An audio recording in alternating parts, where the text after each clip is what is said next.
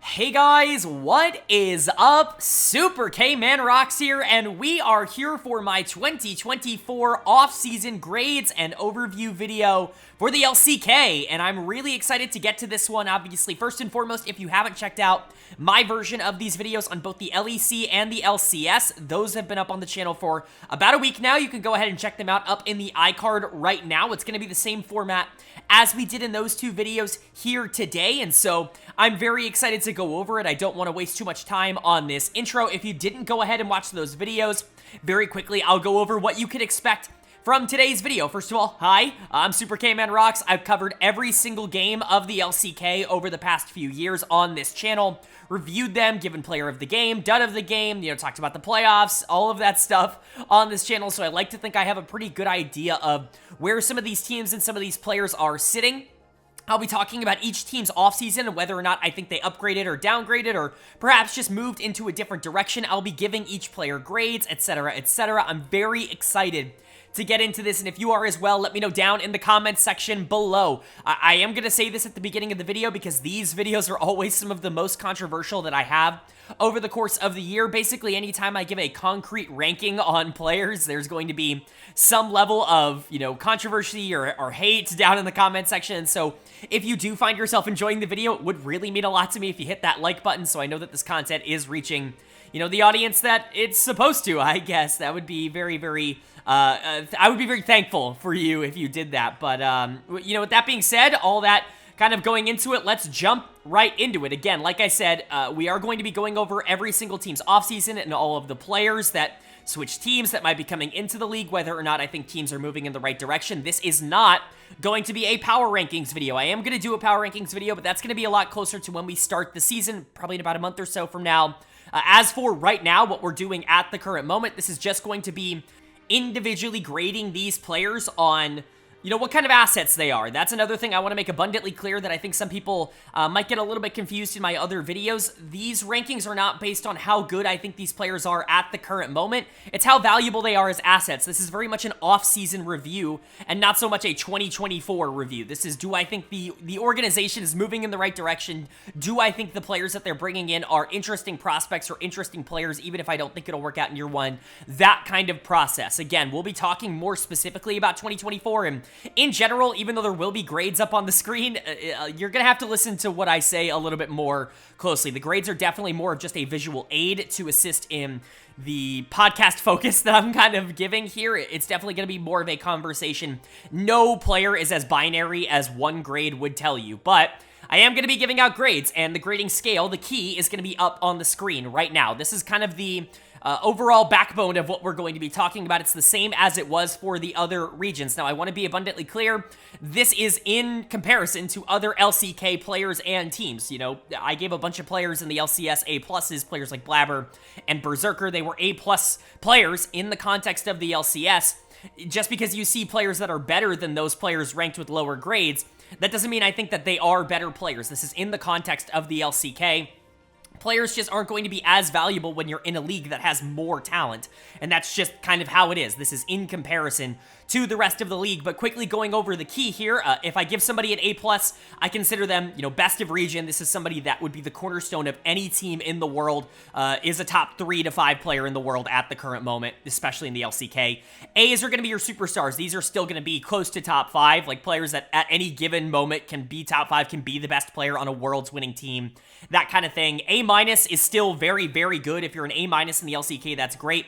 You have a few more question marks. Maybe you're not as consistent, or maybe the circumstance around your, play so far has been a little bit helpful towards what you've looked like, but generally speaking, I still value you as somebody that would start for any team in the world without question over basically anybody. Then once you start getting into the Bs, these are your good starters. These are people that you're happy about being in the starting lineup, especially in the LCK, where, it's very important that you get all 5 members as strong, but it's kind of different tiers. If you're a B+, that means consistently you're a very good starter. You're somebody that I don't really worry about. You maybe don't have the same highs as the A players, but you're certainly not somebody that's going to disappoint from a game-to-game basis. A B, a regular B, is going to be that, but just a little bit more inconsistent. Maybe you're going to have a few more bad games here or there. You're just not going to be able to do it every single game in the same way that a B+ player would, but typically the peaks of B players are going to be the exact same as the peaks of the B+ players. I've gotten a lot of comments on that. B- is an okay starter. This is somebody that you're fine starting, certainly not going to break the mold or anything, but certainly an LCK caliber player, and that's kind of where we end off B, and then the C's are going to be more questionable. C+ are your weaker starters, at least at the current moment, players that I would consider to be, you know, interesting additions or players that need to prove something to me to prove that they can, you know, keep a spot in the LCK. Either that or players who have never played in the LCK that, you know, I'm still questionable about the potential of. C is going to be your borderline starters, like at best.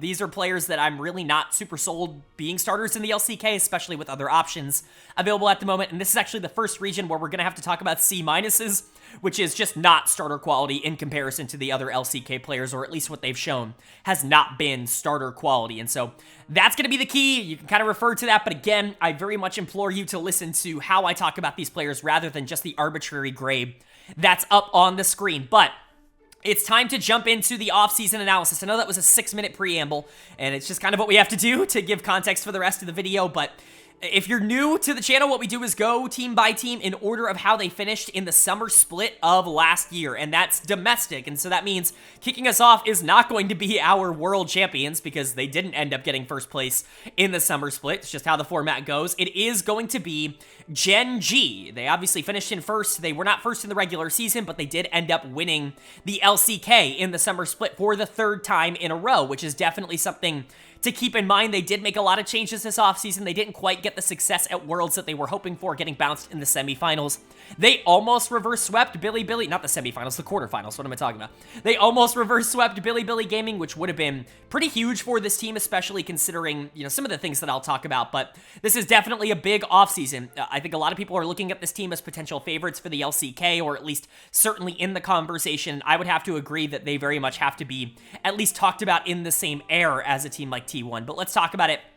Obviously, their lineup last year was Doran, Peanut, Chovy, Pays, and Delight, and they moved on from most of this team, which is crazy considering how they won 2 LCK titles this year, but they are moving to a lineup of Keen in the top lane, Canyon in the jungle, Chovy in the mid lane, Pays at AD carry, and Lahens at support. This is certainly an intriguing lineup, and already I know some of you are going to be a little bit frustrated by some of the grades that I'm giving because they're not going to be very popular opinions, and I think especially for the LCK, my opinions tend to not be the same as what you would see on Twitter or on Reddit because as somebody who's watched a lot of the games, I think that there's just a lot more to the story than I think people end up giving on a lot of these players.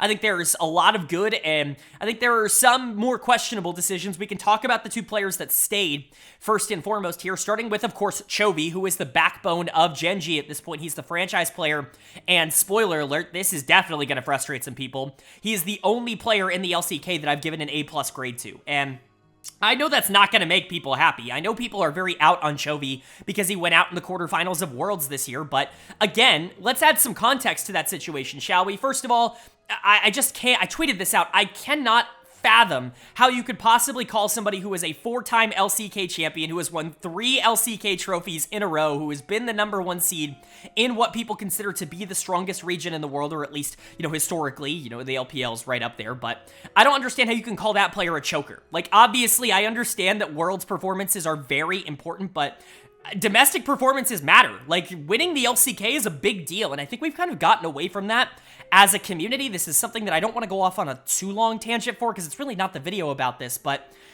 I don't understand why winning the LCK means nothing anymore. It truly means a lot, and Chovy has been the best mid laner domestically for years now, and it's not really been all that close. You can talk about players that have been really good at this level. Obviously, Faker was awesome last year. BDD was awesome last year, but they still domestically weren't Chovy, and it's not like this team really did shitty at Worlds. They went to 5 games against a Bilibili team that was a very bad matchup for them, and they were undefeated in the Swiss stage up until that point. They beat T1. They 2-0'd T1 at Worlds, and so I'm not going to sit here and say that Chovy is some sort of choke artist. Yes.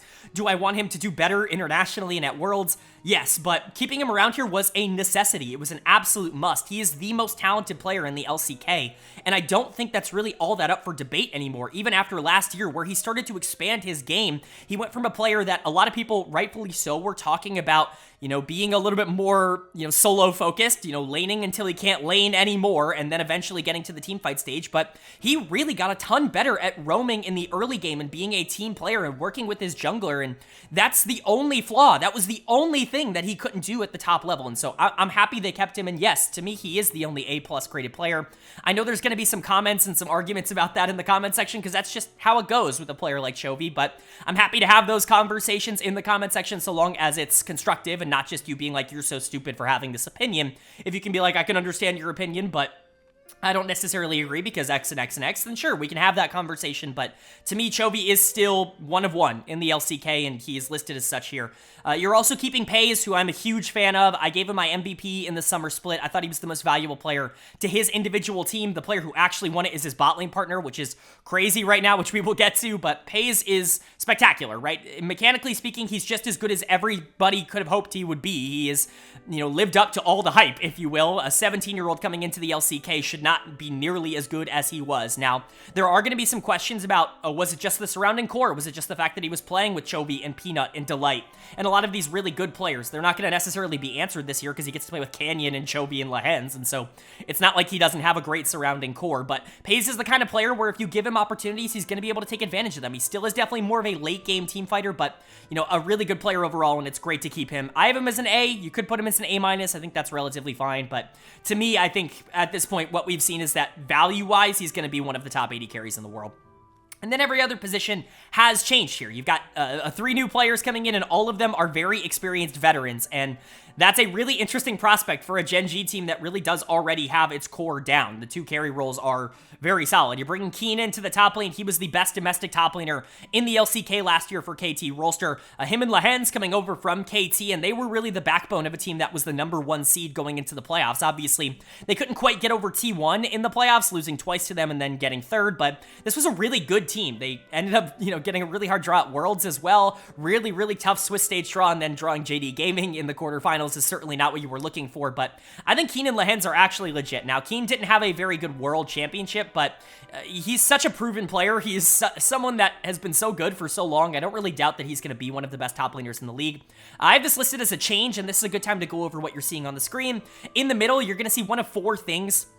Depending on just how things moved from last year to this year, you're going to see no change if there was no change. If it's the same player from last year, you are going to see change if I consider it to be kind of a neutral move or something that is not easily quantifiable as either an upgrade or a downgrade, or you'll see either upgrade or downgrade if I do think that that is the case in those circumstances. I have these all listed as changes because I don't think any of them individually are things that will completely change the landscape of how this team plays the game. I think you're going from great players to great players, and so it's really hard to kind of make that adjustment, but Keen is going to be a little bit more valuable to me than Doran because he's been doing it a little bit longer. I know a lot of people are going to say that Doran was really good in crunch time for Gen.G, and he was. He was somebody that obviously stepped up the most when they got into the finals and things like that, but even with Doran coming off what I think me and a lot of other people would consider the best year of his career, I think Keen is still probably a little bit better and a little bit more valuable right now. And so I have this listed as a change because I think these two were very comparable last year, but I would expect Keen to actually be better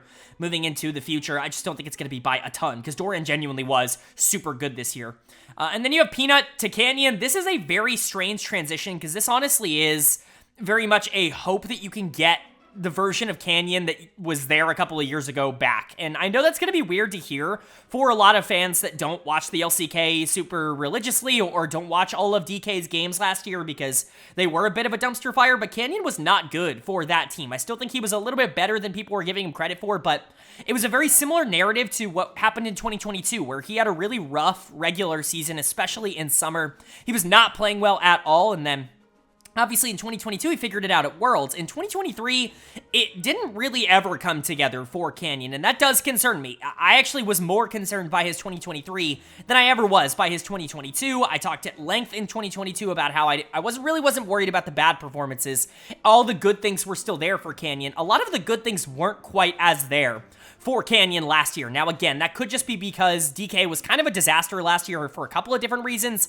I don't think that team ever really was playing up to their potential in terms of how they were playing. They were constantly shuffling the lineup around. It really didn't ever feel like everybody was on the same page, and so maybe getting Canyon in a room where he just has a ton more talent is going to do him better, but he's never played with anybody on this team. That does concern me a bit, and you know, coming off of the worst season of his career, it's certainly something to keep in mind. Now, I'm still only going to have him at a B+, right? Like, he's still going to be, at worst, an A-, A, B+, somewhere in that range kind of player. He could be an A+ kind of player by the end of the year, but, you know, Peanut was significantly better than Canyon last year. It wasn't even particularly close in terms of what they were able to output on the Rift, and so it's just something to keep in mind. Canyon is still a very big asset. I just think people are overhyping this team a little bit, mostly because I think they're just kind of assuming that Canyon will be the better version of himself. He absolutely could be. There's a very real possibility that Canyon is the 2021, 2020 version of himself, but he just wasn't that in 2023, and so it would be a projection. And then you have the support position. You're going from Delight to Lehens. This is also listed as a change, even though I do think this is probably the most clear-cut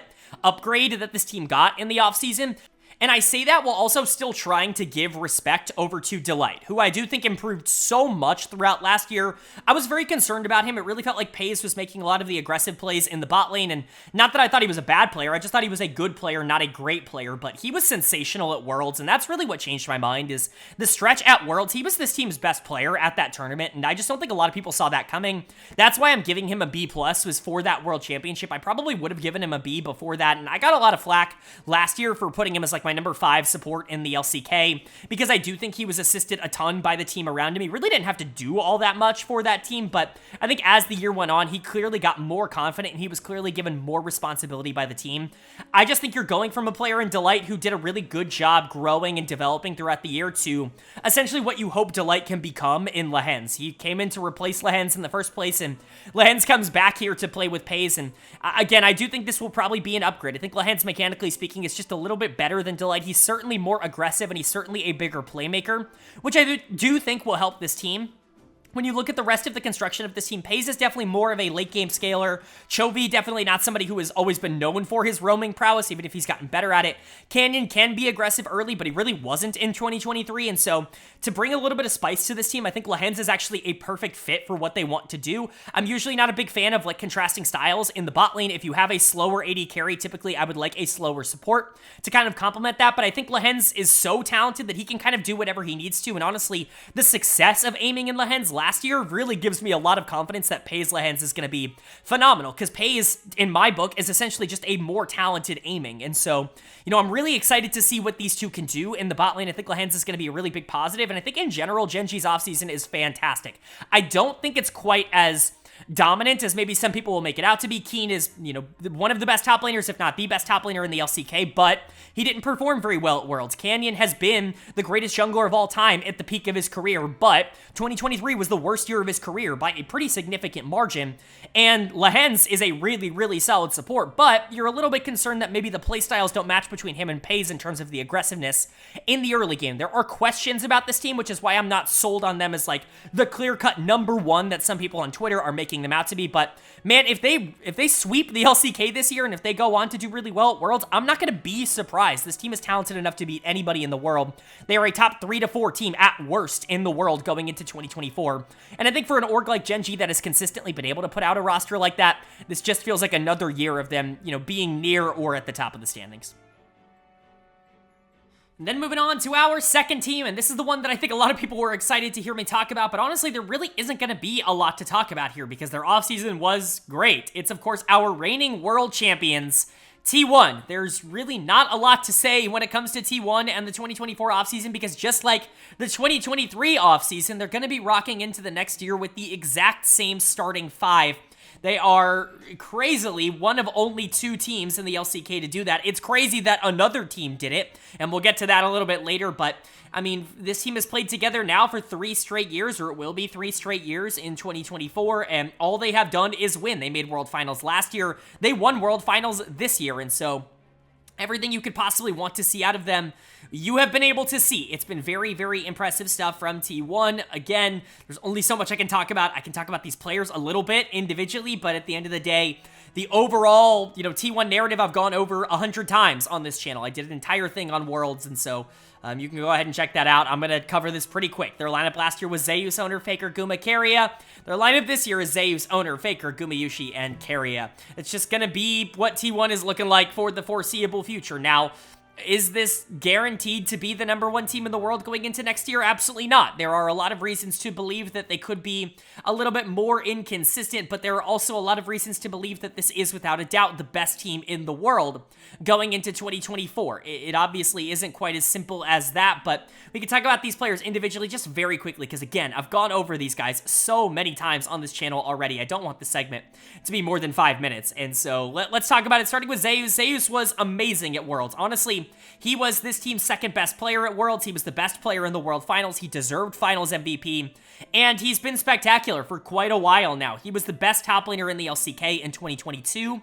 2023 really wasn't quite his year in the same way. He wasn't given nearly as many resources by T1 as a unit, and therefore ended up really not doing all that much. He was pretty decent as a weak side player, but there were better weak side players in the LCK. He was just kind of a good player for T1, and then the playoffs rolled around, and summer playoffs, he completely took over. He was the best player on this team by a large margin. He was the reason they made the LCK finals. He just got outplayed by Doran in the finals, which happens sometimes. Doran is a really good player, but Zeus is awesome. He's going to get an A- because it hasn't always been the most consistent with him, but I think we've proven that at his very best, he's top 1. He's 1 of 1 in terms of top laners in the world. And then you have Owner. Owner's probably the biggest question mark on this team for me as an individual player, because we've seen what he can do when he's not in form. He's actually really, really bad when he's not in form. When he is in form, he's a very solid player, one of the better junglers in the world, but it's not quite as much of a given that he's going to be that as it is for the rest of this team, where I'm convinced all of them are A caliber players. I think if you took Owner off of this team and put him on a different roster, a less talented roster that's not going to make his early games nearly as easy, I don't actually think he's, an A+ kind of jungler. I think he performs a lot closer to an A or an A- in terms of what he's going to give this team, because this team makes it so easy to win early game. Bot lane is constantly winning, and you're constantly able to push up and be super aggro. Zeus is a great laner. Faker is the most, jungle-friendly mid laner that has ever played the game. And so, for Owner, I think he's obviously going to have a great year, but I think as an individual player, I simply just have to rank him lower. I think people are forgetting just how bad he was in the summer split, especially when Faker was not in the lineup. He was a bottom 2 jungler in the LCK when that team was not playing well. He was the reason they were losing games, and so it's certainly something to keep an eye on. I certainly think Owner will be fine moving into 2024, but as an individual asset, it's just hard for me to rank him on the same level as everybody else on this team who I think has consistently proven themselves to be individually fantastic. Faker, what do you want me to say? I mean, truly, what can I say as somebody with, 1.5K subscribers that, somebody with 25,000 subscribers has not already said, right? Faker's awesome. He's one of the best in the world still, and he's the greatest of all time. He was the best player at Worlds in terms of the entire tournament, and he continues to be a massive carry presence for T1. You could argue he was their best player over the course of last year in the regular season as well, even missing most of the summer split with injury. And so, very impressive stuff. Faker had the best year of his career since 2017 and 2023. I think he will be just fine going into 2024. He's an A-graded player for me, even just in terms of individual value of what he offers now. Obviously, he's an A+++ asset because of the popularity he instantly brings your team, but he's never leaving T1, so it's basically irrelevant. And then you got Guma and KIA. They have obviously proven to be basically the quintessential perfect bot lane duo with how they like to play the game. KIA, definitely more of the flashy player, going to be pulling out some of those crazy picks. The marksman, he's really good on engagers as well. Very good playmaker, can just really do whatever you need him to do, and I think he has solidified himself as either the best support in the world or very, very close to the best support in the world, top 3 at the absolute minimum, depending on how you feel about missing and even a player like On. I have him as #1. He's the only support in the world I have with an A grade, at least in the major regions, and so, or the 2 big regions, and so KIA, yes, does come across to me as the #1 support in the world, and he can basically do whatever you ask. But Guma is also in a very similar boat. When this team needs him to carry games and be a focal point that they can play through in the early game, he can do that on early game ADCs like Kalista and like Caitlyn at a very high level. But when this team needs him to take a step back and essentially be the weak side player, the forgotten man, while KIA dominates in the support position, roaming all the time or winning lane with these flashy picks, or while Faker and Owner are dominating the mid-jungle duo and receiving a lot of resources, or while the team wants to play towards topside, Guma can do that just as well, if not better, than any other AD carry in the world. In that same vein, I'd be a little bit more concerned if he didn't have the same kind of teammates around him, which is, again, why he's getting an A-. I just don't think he's proven to be a one-of-one type of player, and I think anybody who's A or above is in consideration for being a one-of-one type player in terms of, ranking them globally. I don't know if I would ever put Guma above a player like Ruler in terms of what he has shown at the pro level, but he's still elite. He's an A caliber player, which is why he's an A-. He's in that tier. And so for T1, it's just about as good of an offseason as you could possibly ask for, because this team is running back all 5. And just like last year, just like the year before, they are going to be considered favorites to win the World Championship once again. And, there's really not going to be, a ton of teams that can compete with them talent-wise to make that even remotely difficult for them, to be honest. And now we get to talk about a team that I'm really intrigued to talk about their offseason, because I think I'm a lot more pessimistic on their offseason than the general consensus. This was the #1 seed in the regular season, a team that did really well last year. And I'm really not sold that their 2024 is going to be as successful. Of course, we're talking about KT Rolster. And I've got a lot of KT fans in my comments section. That's been very apparent with my LCK videos. And obviously, you guys rock. You guys had an awesome year. You really sold me on the team by the end of the year. I was really in on Keen and Lehens. I thought Aiming had a great World Championship. BDD was legitimately fantastic domestically. And Cuz was really good as well. He had finally stepped up and proven himself to be a top jungler at the LCK level. But man, I really don't like the direction that this org is moving in, and I already know I'm going to get some frustrated comments about specific takes I have on individual players, which we will address. The barrel talk is going to be addressed. Anybody who's followed the channel over the past 2 years, honestly, is not going to be surprised to see Barrel listed the way that he is, but I understand that, the perception of him is very much different than I think what my perception is and what I think, in my opinion, the truth has been over the past 2 years, but let's go ahead and talk about it. Obviously, their lineup last year was Keen, Cuz, BDD, Aiming, and Lehens. And their lineup in 2024 is looking like Perfect in the top lane, Pioshik in the jungle, BDD in the mid lane, Deft at AD carry, and Barrel at support. So bringing in a couple of new faces here, 4 new faces. One that was already in the organization, of course, in the top lane, being their challengers top laner, who I'm actually very excited about. We'll talk about that in a second. And then 3 former DRX players, the 3 former DRX world champions coming into play for KT, 1 coming back from North America, 2 coming over from other LCK teams. It's certainly an interesting idea because getting DRX back together is certainly something that I think will excite a lot of fans because of how fun and exciting that DRX team was, me included. Like, I was all in on that DRX team in 2022. As everybody who follows the channel will know, I couldn't stop talking about them all year, and then they won the World Championship, which was awesome. But I really don't know if this is the recipe to win in 2024, and we'll kind of get to that. The one member that is staying from KT Rolster, at least reportedly, is BDD in the mid lane, and this is a no-brainer for me. BDD was awesome last year, was legitimately one of the best players in the LCK, was certainly one of the best mid laners in the LCK. I would really only put him in terms of performances behind Chovy and Faker last year, and that's pretty elite company to be put in. He was really good for this team. He really got his groove back. Obviously, 2022 was a disaster for him. That whole Nongshim team was really just not very good, and so to see him get back into a good org on a good team and be able to basically revitalize and get right back to the form that he was at before that, it's very, very impressive, and it's really good for him. He's going to get a B+ grade from me. He's consistently one of the best mid laners in the region. I don't necessarily think he's an A-graded player. I don't think you could slot him in to any team and have him be a top, 5 to 10 player in the world. I just don't necessarily see him as that right now, but I do see him as a top 20 player in the world. He's definitely somewhere within that range, and I think that's pretty fair to say for BDD, especially with the track record that he's had. It's a very good keep, but honestly, I would have liked to see a lot more keeps for this team. It's certainly an interesting direction. I don't know how much of this was their decision and how much of this was, all these players moving in other directions and moving to different spots, but I really don't love this. I really don't love the rest of the changes. We'll talk about the ones that I like first. Starting with Perfect in the top lane. I love Keen. We talked about how much I like Keen in the Gen.G section. Obviously, I'm very high on him as a player. I think he's arguably the best top laner in the LCK at the current moment.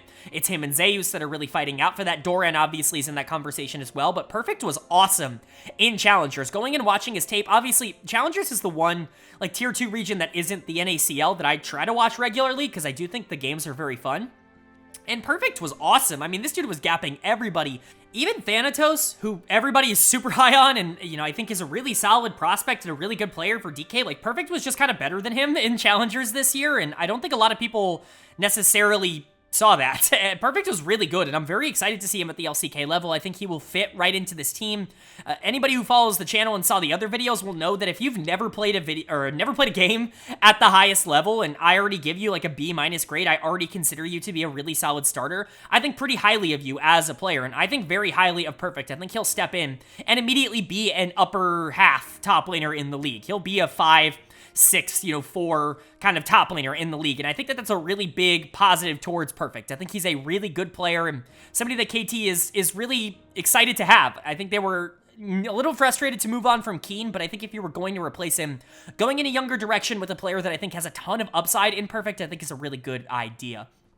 It's the rest of the team. It's the DRX members, honestly, that I'm not as excited about. Starting with, we'll start with Deft, because I'm honestly still pretty okay with Deft. I think going from aiming to Deft, like that being the change that you make, I know some people are going to see this as frustrating, but I literally see this as like the definition of a side grade. Like I think aiming and Deft were basically the same player last year. I think Deft was a little bit better in the spring split, and aiming really got a lot more resources and was a little bit better in the summer split. Aiming was better at Worlds, but Deft really wasn't all that bad. I basically give these two the exact same grade as a bot laner. I think they're the exact same overall, or whatever you want to say. They're both going to get B+ grades for me. I think going from aiming to Deft isn't exactly an upgrade or a downgrade. I think in terms of performance, you're going to get something very similar.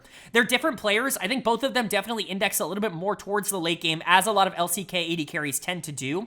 But I think Deft got a little bit better at winning lane last year. It was something that he was asked to do a little bit more on DK, was to play more aggressive in the early game. And I do think he was pretty good at it for that team. At times, he was the best player on DK by a pretty significant margin.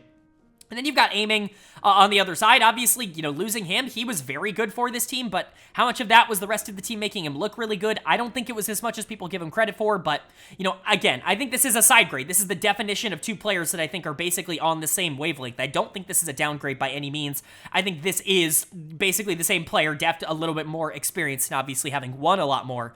I think, you might give the edge to Deft in that case, and I probably would if I had to pick, but I like both of these players. It's the other two. It's Pyosik and Beryl that I really am not sold on coming back together. First off, together, they were bad as a unit in 2022, and I know that that's a weird thing to say considering they won Worlds, but remember, that team had to scrape by the regional qualifier to get to the World Championship, and the big reason why they weren't very good in the LCK domestically was because these two just could not play together. They were constantly on different pages. They were constantly getting in each other's ways. And both of them were really ineffective when playing on the Rift together, which is why, to qualify for Worlds, they had to bench Pyosik. They had to take him out of the lineup and put Juhan in, which is why I'm concerned about these two coming back and playing together again. This adding on to the fact that Pyosik, while he did get his shit together at the end of the stint on Team Liquid, he wasn't great for most of his time in North America. He was definitely the best player on that team in the playoffs and was definitely the best player on that team at Worlds. But before that, for most of the year, he was just kind of a guy in North America. He was coin flipping games alongside Summit so much. And I do value Pyosik, relatively highly. He's still going to get a B grade for me, but Cuz, I think, is more consistent. I would rather have Cuz as a jungler than Pyosik, and I think that was proven over the course of last year. And I would have told you that going into 2023 as well, after 2022, even after Pyosik won Worlds. I was low on him then. I said that the success that he had at that tournament wasn't particularly replicable, and I do think that that continues to be the take that I'm going to have. I see this as a downgrade for KT Rolster in the jungle, and I certainly see this as a downgrade in the support position. I've seen so many comments, and this is the avenue I'm going to use to talk about this. If you get frustrated by this, let's have a conversation down in the comments, but again, please be respectful. But I tweeted this out. It is absurd to me and honestly very frustrating how many DK fans over the course of this offseason were so frustrated. They're like, we have to play with Kellen again and we don't get Beryl. Or how many KT fans are like, oh, massive upgrade going from Lehens, who's never won Worlds, to Beryl, who's won Worlds twice.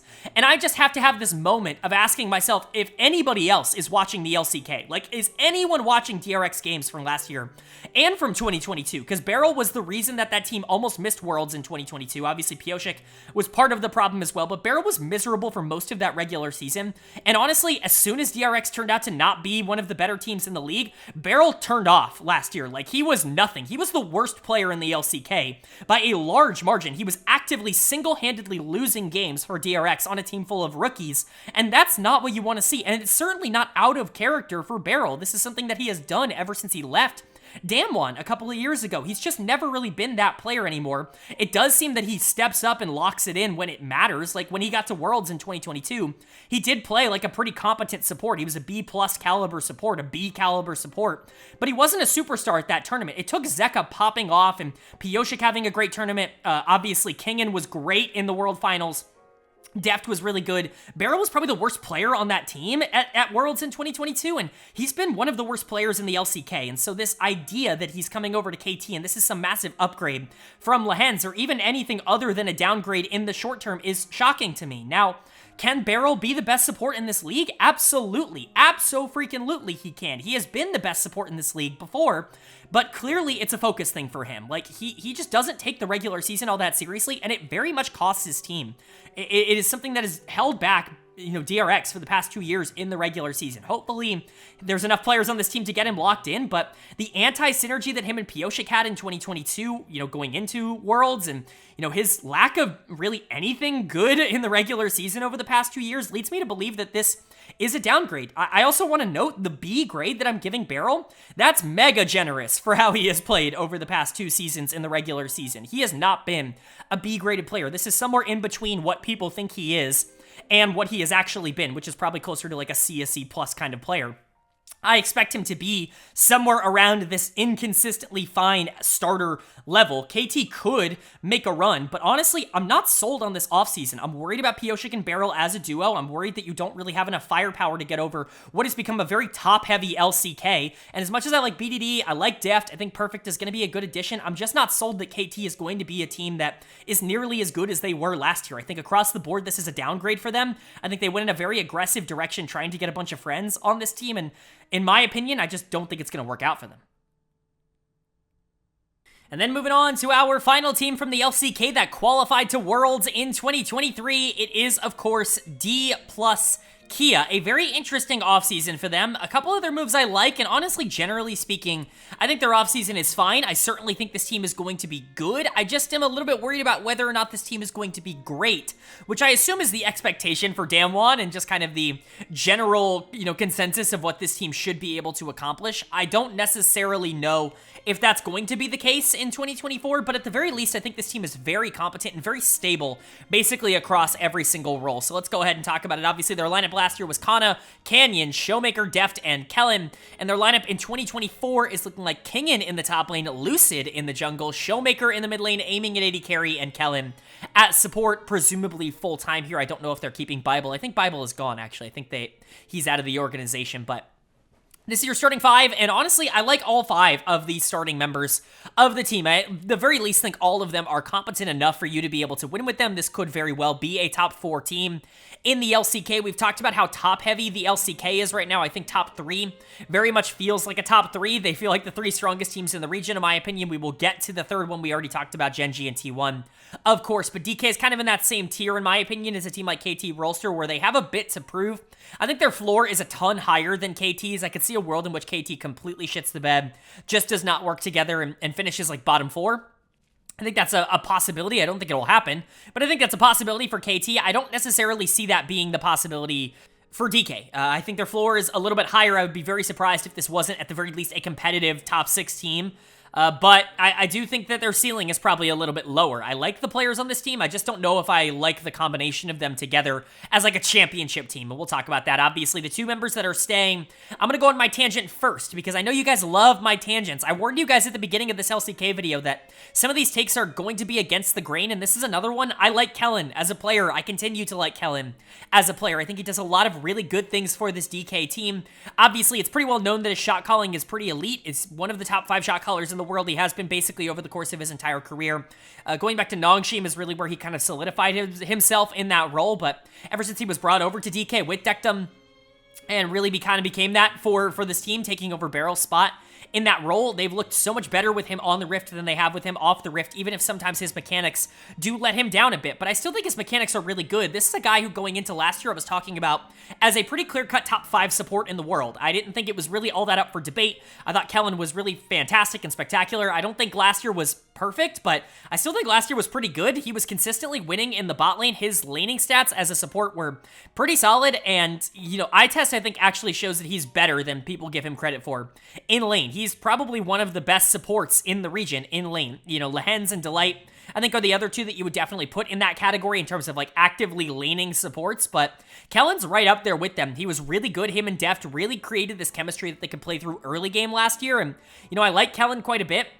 I was just so mad. I was just so frustrated with all of these takes in the offseason, even from people that I would consider reputable, that were talking about how frustrating it was that he was being retained here on DK, that he was one of the players that was returning here to the starting lineup. He is a top 3 to 4 support in the LCK, and he's better than your other options that you had available to you. I know a lot of people really wanted to see Beryl get reunited here, but there's just no world in which you can say that Beryl has been better than Kellen over the past 2 years. It's just not really a conversation to be had. Once again, I think a lot of this does come down to recency bias. I think a lot of people, and this was something I got a lot in my LEC video in particular, where, you know, I got some comments about, oh, how can you rank certain players above other players? They were so much better in summer. And I'm like, yeah, they were better in summer. This isn't about summer. I'm not making a video telling you who was good in summer of 2023. I've already made a bunch of videos about who was good in summer of 2023. These are who I think is going to be good in 2024. And I think Kellen projects a little bit better than a lot of the other supports. I think he's very stable as a player. He can have his down moments again because his mechanics just aren't like top 5 in the world level. They're still very good. He can just get a little bit, you know, shaky sometimes, especially on engagers. But if we're in a meta where engagers still aren't the primary playstyle, like, he's still going to dominate. He's the best enchanter player in terms of supports in the LCK. I think it's up for debate, but I do think he's certainly in the conversation. And I think his ability to stress tempo is a very big deal. Just because he didn't play well at Worlds doesn't mean he's a bad player. Again, recency bias is definitely something, but I think they're happy to have Kellen back here. I don't think this was a last-minute decision. I think this organization wanted to go in this direction. And then you've got Showmaker, obviously in the mid lane. It's great that they were able to bring him back. That certainly was a question mark going into the offseason for this team. But he is, you know, the DK player. He is Damwon, you know, through and through it. He said so. He said as much in an interview where he said if he was playing pro, he just couldn't imagine himself playing for a different organization. And that's obviously great for them. And Showmaker's been really good. I just don't know if he's that same elite level player that maybe some people recognize from name value. I continue to defend Showmaker. I think he's been significantly better than people have given him credit for over the past year or so. He was the best player on this DK team last year. It was either him or Deft, but I think I would go in favor of Showmaker. Last year, it certainly wasn't Canyon, and he was the other player that I would give a B+ grade. I think Showmaker just consistently is able to win lane and is able to move around the map. This is a good retention here. Obviously, if he can get back to peak form, that's massive. I just don't think that's going to happen. He's going to continue being a very, very good upper echelon LCK mid laner, but maybe not one that's going to take over games in the same way that he did in 2020 and 2021. But then you've got the 3 new additions. We're going to talk about the one that came internally first, and that is Lucid in the jungle, obviously being promoted from DK Challengers. This is a really, really good decision from DK. As much as I hyped up a player in Perfect, and as much as the focus was on Thanatos in terms of the DK Challengers team, I think Lucid was the best player on that team last year. He was creating so much for DK Challengers that it was honestly astounding. He was the best jungler, and honestly, in my opinion, he was the best player in LCK Challengers last year, and I'm really excited to see what he can do on the LCK stage. Big shoes to fill coming in for Canyon here, but he's a very fun player, and if he can adapt the way I think he might be able to, like, he could be a B+, A- jungler by the end of the split, by the end of, like, spring split. Like, that's really where the ceiling is for Lucid super early on. He could be the best jungler in the LCK by the end of the year. I don't think that's all that out of the realm of possibility. He's about as good of a prospect as I saw out of Pays last year, for context. I'm not necessarily sure he's going to have the same immediate impact that Pays had, because it's a very different situation. Pays coming in just had to do his job as an AD carry with a bunch of really good players around him. Jungle's a little bit different. You really have to control the tempo, and you are responsible for a lot more in that role. But Lucid is the same kind of prospect in terms of talent. A little bit older, but a very, very fun player, and I'm very excited to see what he can do on the LCK stage. He could be one of the next great LCK junglers. And then a couple of pretty solid players here. Aiming coming into the bot lane to replace Deft, just like I talked about in the KT Rolster segment. This is the definition of a side grade. I think both of these players are very similar and can be played around in very similar ways. Both can be given a lot of responsibility. I think Aiming's a little bit better in the back half of the game in terms of team fighting, and I think Deft is definitely a little bit better in the laning stage. I certainly think that's probably the difference in the two. But in terms of the output that they're going to give you and just kind of the overall, I guess, positive notes that they give you, they're going to be pretty much the same player. And so bringing Aiming in, I think, is fine here. If you need a replacement to Deft, I think him and Kellen will work well together. Kellen is very vocal, and Aiming is very much somebody that you just need to point in a direction. His mechanics have always been fantastic. It's been the decision-making that has been a problem for him, at least in his earlier stops in his career. And he's worked on that, and he's certainly gotten better at that. But, you know, having a really good shot caller in Kellen to be able to kind of move him around and just kind of use him as a target dummy, I think will definitely work out here. And then you have Kingen in the top lane. Another thing that I'm listing as a change, I was just Kingen kind of came back to earth, I'll say, in 2023. He had such a breakout in 2022 where he was, a pretty good top laner domestically. Certainly wasn't dominant, but was a pretty good top laner domestically, and then went on that massive Worlds run, was World Finals MVP, and, got his prestige skin, got signed to Hanwha Life, and they had major expectations. He was good last year. He certainly wasn't bad. He wasn't the reason that team was losing games, but he also wasn't, pushing them forward by any means. There were a lot of good top laners in the LCK last year, and Kana was very sneakily one of them. He was a top 3 top laner in the league in summer, and that's really impressive. He really struggled when he first joined this team. Spring Split was not an easy transition for him. He had really had a bad year in 2022 on Nongshim, talked about the same thing with BDD, and I think he was really looking for a bounce back, and it just didn't happen immediately, but I think in summer a lot of things started to work better for this team, and Kana was definitely one of the biggest recipients of that. I think if you're just looking at how these two played last year, Kana was definitely better than Kingen, and I think moving in the direction of Kingen is definitely not some sort of massive immediate upgrade, but I really don't think talent-wise these two are all that different. If Kingen does revert a bit closer to what he was on Billy back in 2020 or 2021, I think that's a concern because, last year's version of Kana is definitely better than that. But if Kingen is closer to what he was in 2022 and 2023, which is a good top laner, a top 4 or 5 top laner in the LCK that isn't going to give you problems and is going to be pretty solid on weak side, then I think DK is going to be fine with that because you have a lot of winning lanes elsewhere. Lucid could win you games out of the jungle position as a carry player. Showmaker can really do whatever you need him to do in the mid lane, obviously, and I like aiming especially as a late game carry if you need him to be able to do that. And so DK has avenues to winning, but I'm just a little bit concerned that this team is going to fall into, the definition of mid sort of category, right? Where it's a lot of good players and no great players that really separate them from a lot of the great teams in the LCK right now. I could definitely see this team being a sneaky, borderline top 3, top 4 team. I don't think top 2 is realistic at all for them, but I can also see them just not being all that good. And if, one of the younger teams that has gone in a very interesting direction, like DRX or like KDF, end up stepping up and being better than them, I'm not going to be all that surprised. I think they're going to be consistently fine. I just don't know if greatness is necessarily the upside for DK here.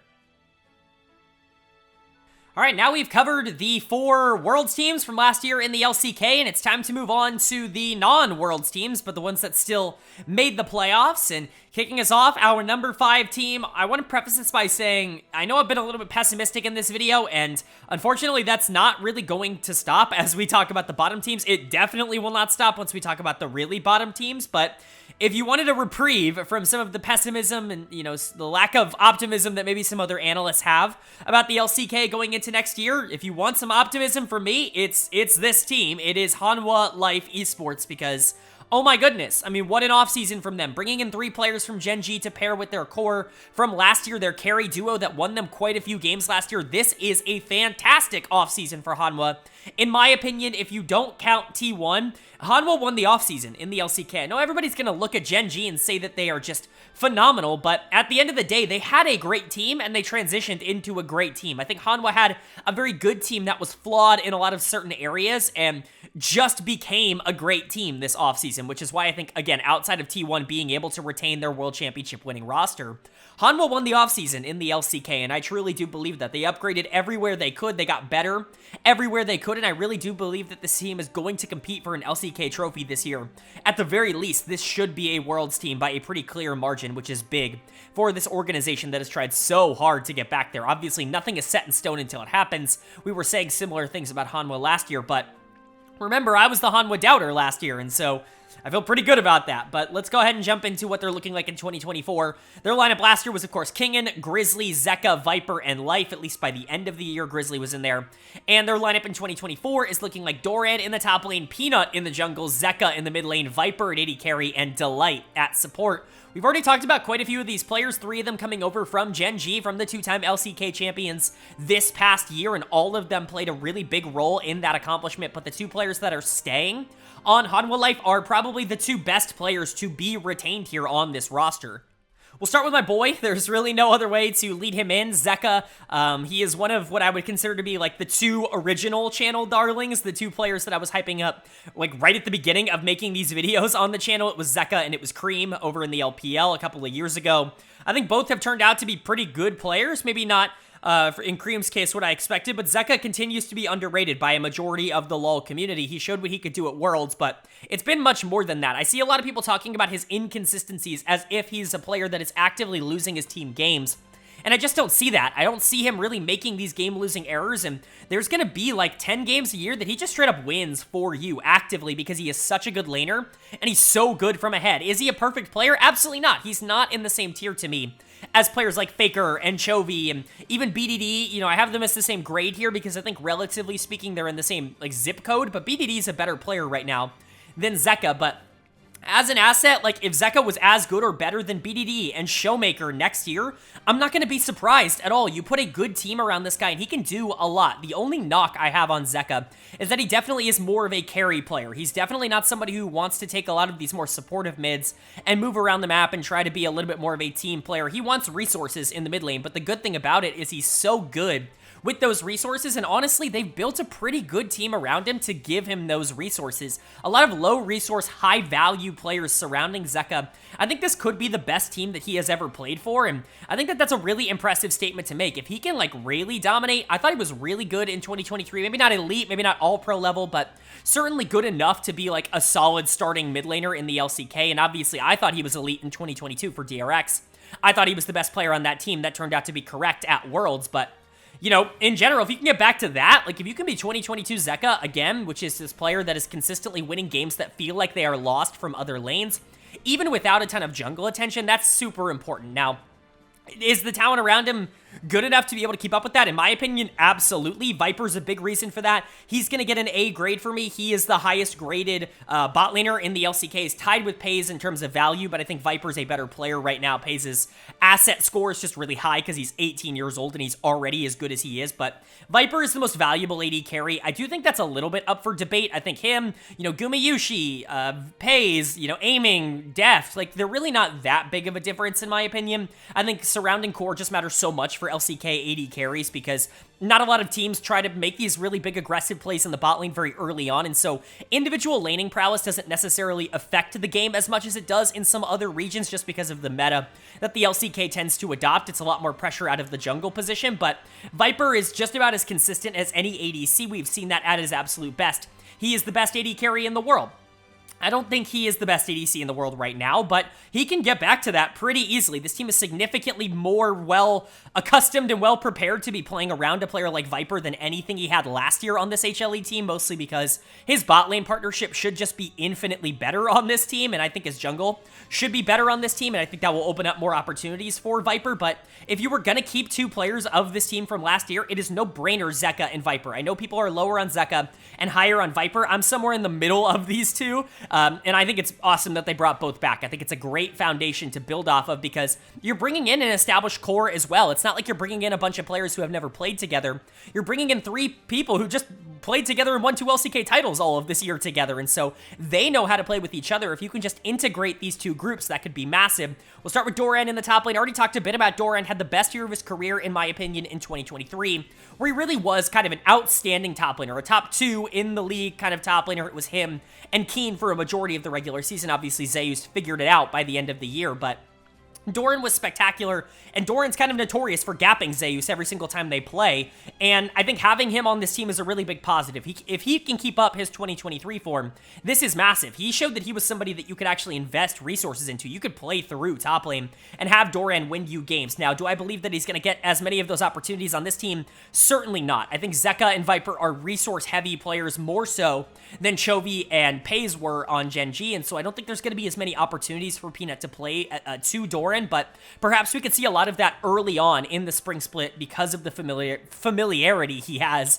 with his jungler on this team, of course, being Peanut. And, you know, I said Kingen is a good player. We talked about him on DK. He's solid. He's a fine starting top laner, but he's certainly not going to break any sort of ground for me, and I think Doran is the kind of player that I think can actively make your team better, and so I do see this as an upgrade. Then you've got Grizzly and Peanut, or Grizzly going into Peanut. This is an upgrade purely because of longevity and because of stability. Peanut is the best jungler in the LCK, or at least he has been pretty consistently over the past couple of years. You can make the argument that he hasn't exactly been as dominant as a player like Owner or even a player like Canyon when he's at his absolute best, but In terms of consistency, there just really isn't an argument. Pretty much every other jungler in the LCK has had moments of not being good. Peanut has not had moments of not being good. He's just been good across every single split that he's had.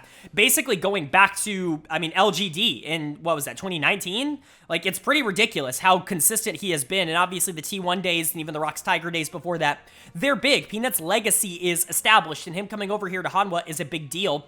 Grizzly was great for this team. He was everything he needed to be as a player who really had no business starting in the LCK. He was so much better, you know, in the moment than I could have ever expected him to be. He was a legit all-pro caliber jungler.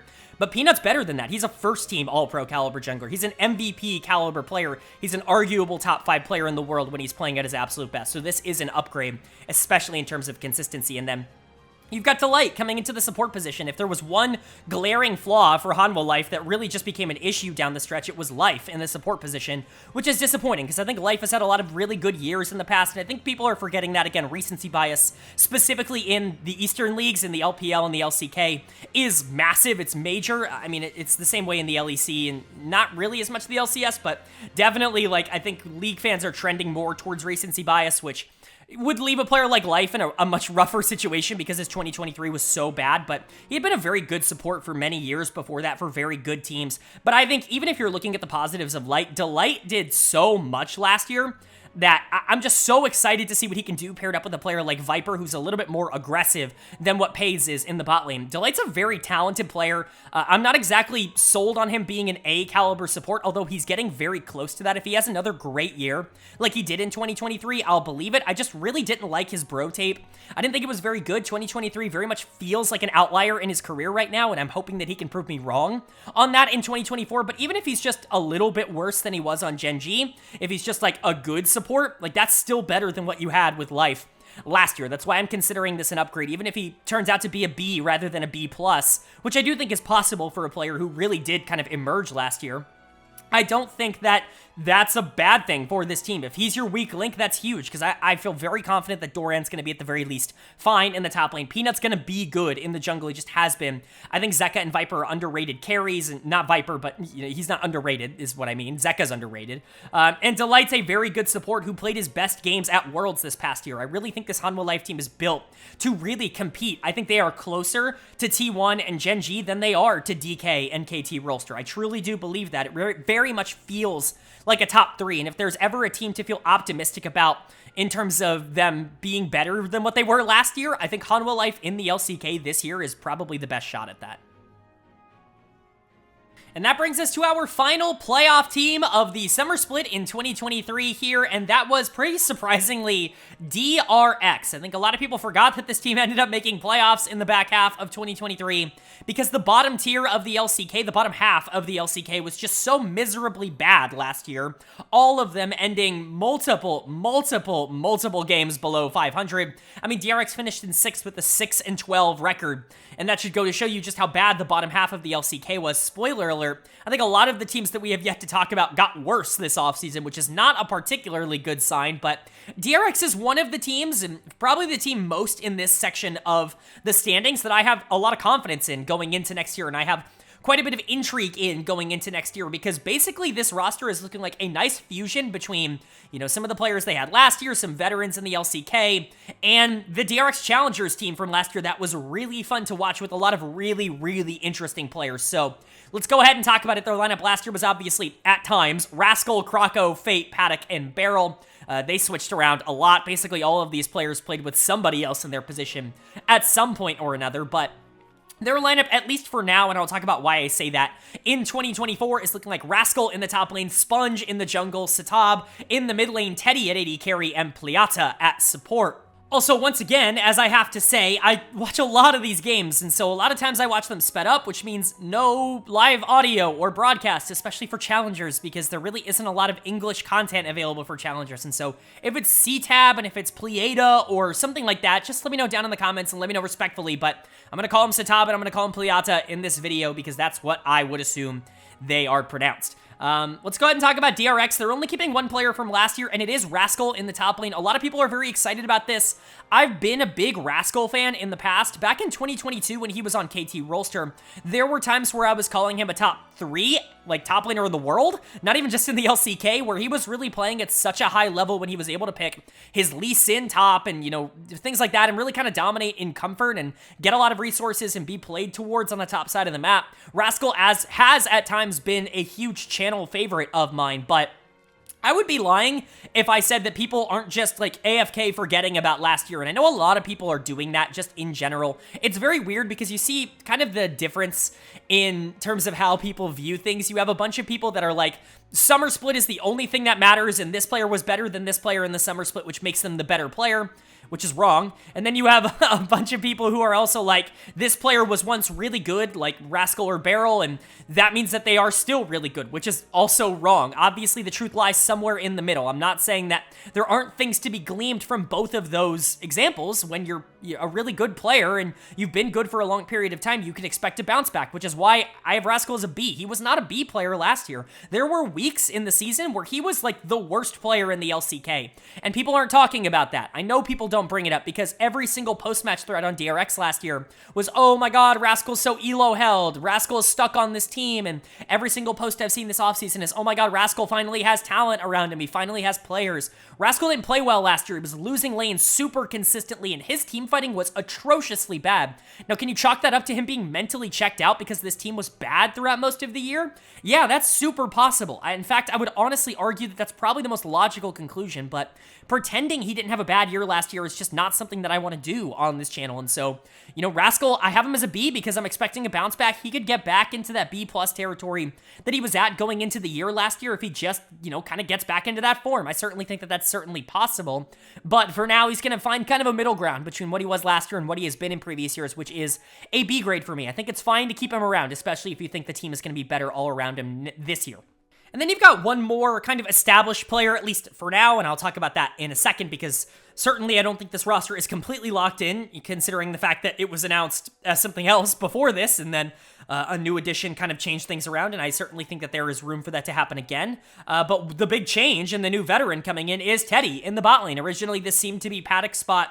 Once again, I thought this was a pretty interesting decision to be able to bring in Teddy, because I really don't think he's all that much better than Paddock at the current moment, but we'll go ahead and talk about it. Both of them obviously played in the summer split last year. Teddy, very similar to Rascal, was constantly talked about on social media, on Reddit, in a lot of these post-match threads, as elo held last year on Live Sandbox. And again, watching the tape, I just don't necessarily believe that. Teddy played well in a lot of the segments that he was able to play well in last year, but you know, I know this doesn't necessarily apply to League, but if there was ever an example of, like, you know how some people in the NFL get called like a system quarterback if they're much better in structure, if they have great wide receivers or weapons around them, they're not necessarily considered as great when the team around them is worse. They're not going to make a bad team good, they're just going to make a good team very good, right? That kind of thing. That's whatever the equivalent to that is in League of Legends. That's what Teddy is. Teddy is the kind of player who needs good talent around him in order to succeed at a super high level, because the truth about Teddy is he is about the least aggressive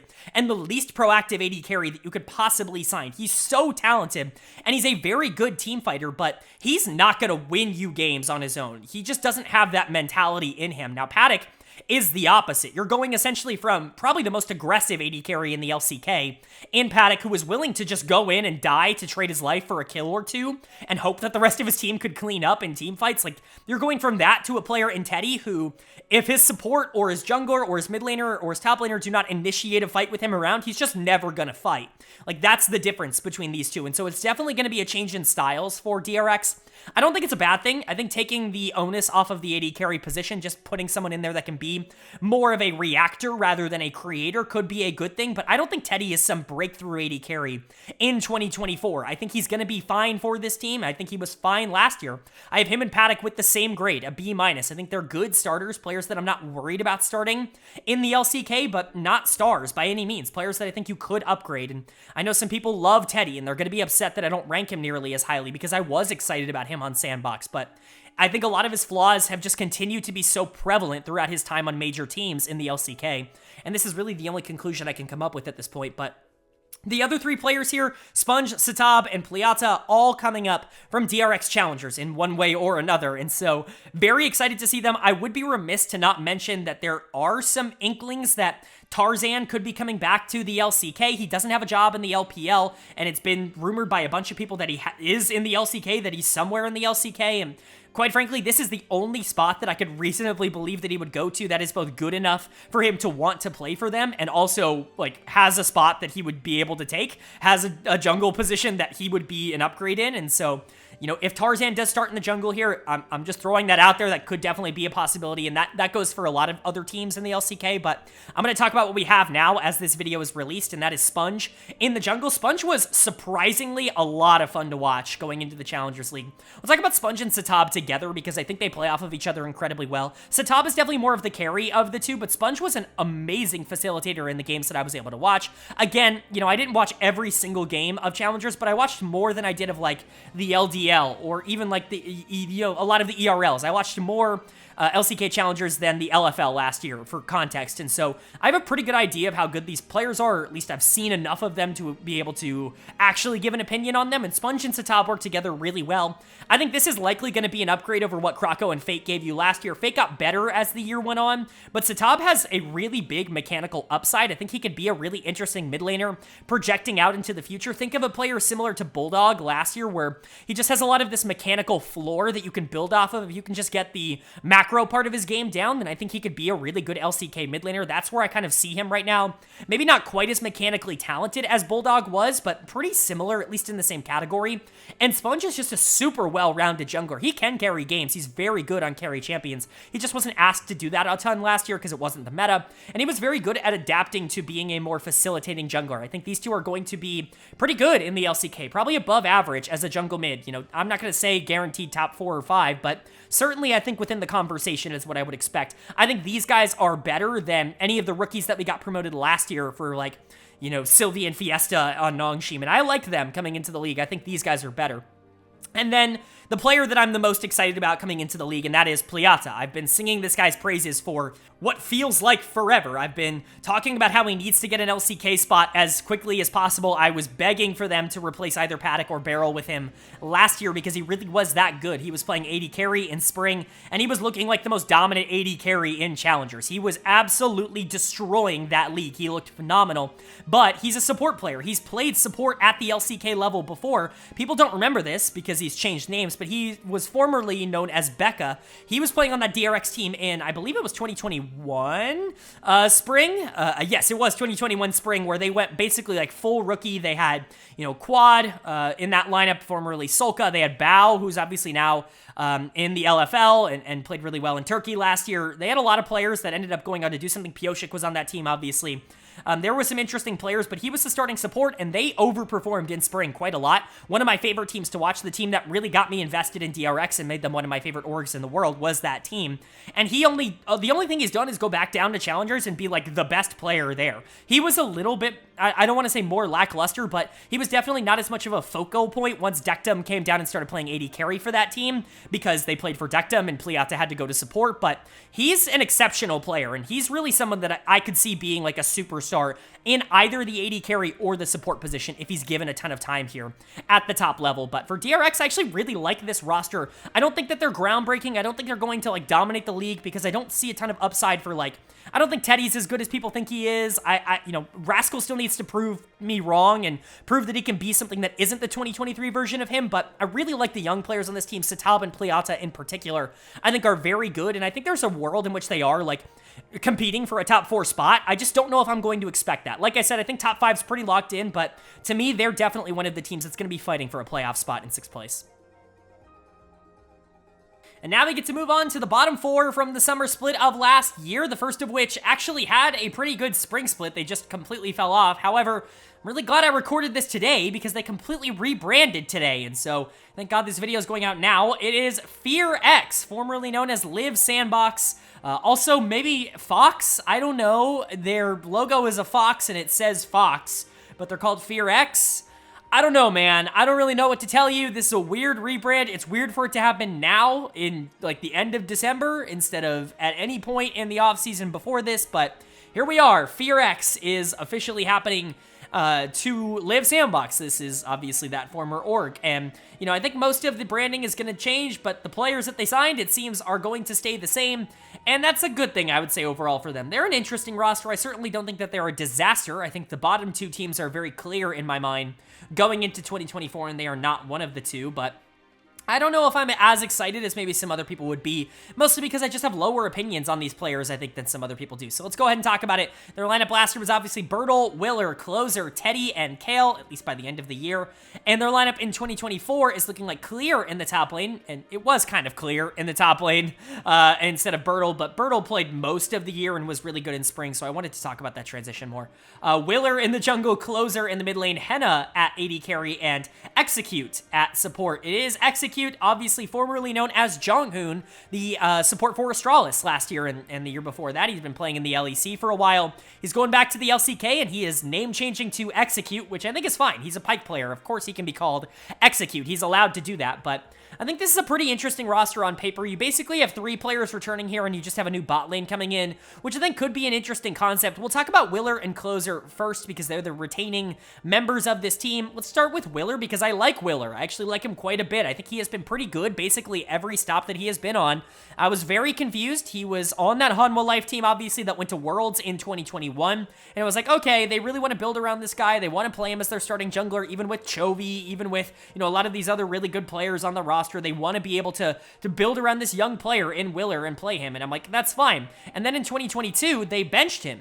And they didn't just bench him, they benched him for On Fleek, who was the worst jungler in the LCK that split by a large margin.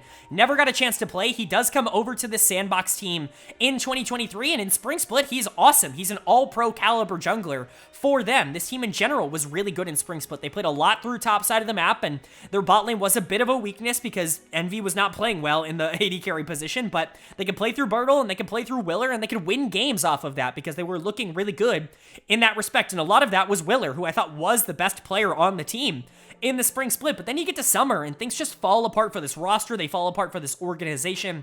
I can't pinpoint everything that went wrong. I think there really just is too much to try and talk about. I had so many videos last year just talking about what a disaster Sandbox was, and so I'm not going to go in depth on it, but put Willer in a better situation. There's really not a lot of reasons for me to believe he can't be a more than solid starting caliber jungler. He's still going to get a B- grade, because for now, he just has to prove it again, because he really was kind of bad in summer, and so I would be lying if I said it wasn't at least on the mind, but I truly believe in Willer, probably the most of anybody on this team, or at least tied with the most with the support position, which we will get to.